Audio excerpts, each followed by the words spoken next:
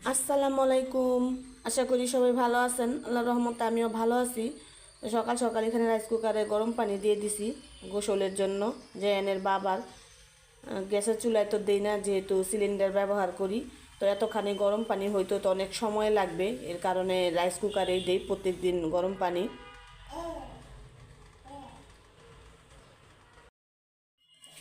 তো সকাল সকাল নাস্তা বানায় ফেলাইছি। তো কালকে যে বেশি করে মিষ্টি কুমড়া ভাজি করছিলাম রুটি দিয়ে খাওয়ার জন্য, তো আমি শুধু আজকে পরোটাই বানাইছি।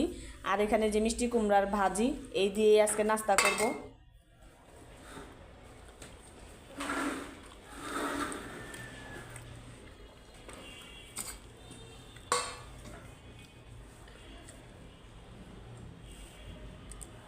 সেই স্বাদ। মজা মিষ্টি কুমড়ার ভাজি।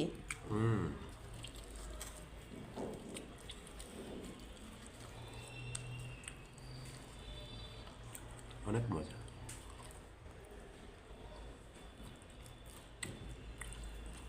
আপনি না কালকে রাত্রেই বললেন যে মিষ্টি কুমড়া রুটি দিয়ে ভাজি অনেক মজা, খাইতে মন চাইছে, এর লেগে তো বানাইলাম। এই জন্য তো বললাম মজা।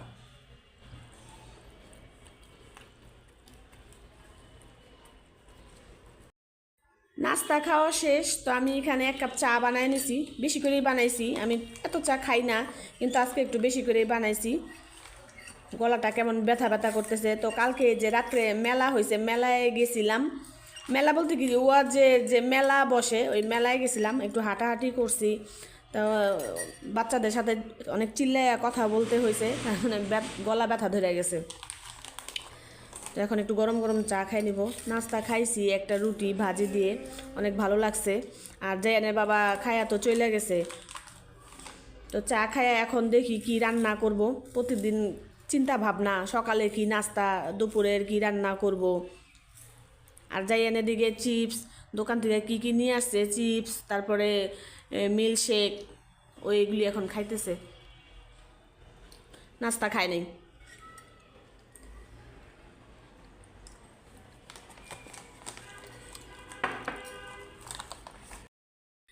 রান্না করব, এখানে পালং শাক কাইটা নিছি। তো পালং শাকগুলি ফ্রিজে রাখা ছিল, তো অনেক দিন হয়েছে।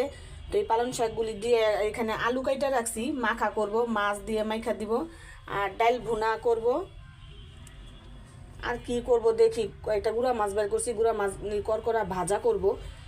তো রান্না বাড়ার কথা চিন্তা করতে করতে মাথা ব্যথা ধরে যায়, কি রান্না করব, কি রান্না করলে ভালো লাগবে। ভাত খাইতে বসলাম। তো জায়ানের বাবা তো আজকে খাইতে আসে নাই, দেরি হয়ে গেছে। তো আমার অনেক ক্ষুধা পাইছে, তো খাইয়ে নেই ভাত। ফোন দিছিলাম, তো বলতেছে আসতে দেরি হবে, খাইয়ে নিতে বললো।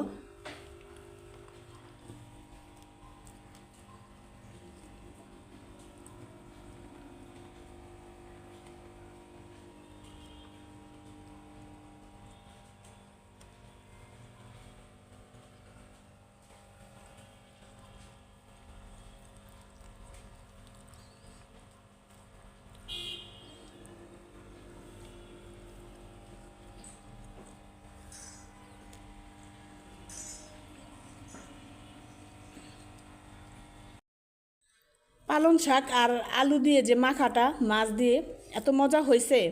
তো আপনারাও খায় দেখবেন, যারা যারা খান তারা তো জানেনই এটার স্বাদ কীরকম। তো আমার কাছে তো অনেক ভালো লাগে।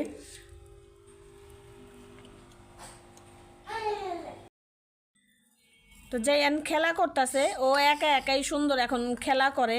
কিন্তু একা একা খেলতে গিয়ে কি করে, এই যে ড্রাম থেকে এই যে চাল বের করে নিয়ে আইছে, চাল দিয়া কি করতেছে তুমি চাল বের করে? আমি নান্দা করব। নান্দা কবে তাহলে চাল বের করছো কেন? চাল বাদ কুচি নান্দা করব না। তো এই যে খেলনাপাতিগুলি নিয়ে বইছে, মানে যখন যেটা ওর মন চায়, কতক্ষণ গাড়ির খেলনা, কতক্ষণ পুতুলের খেলনা, কতক্ষণ কাপড়, কতক্ষণ এই যে মাটির হাঁড়ি পাতিল। এই মাটির হাঁড়ি পাতিলগুলি অনেকগুলি ছিল, ভাঙ্গা ফেলাইছে।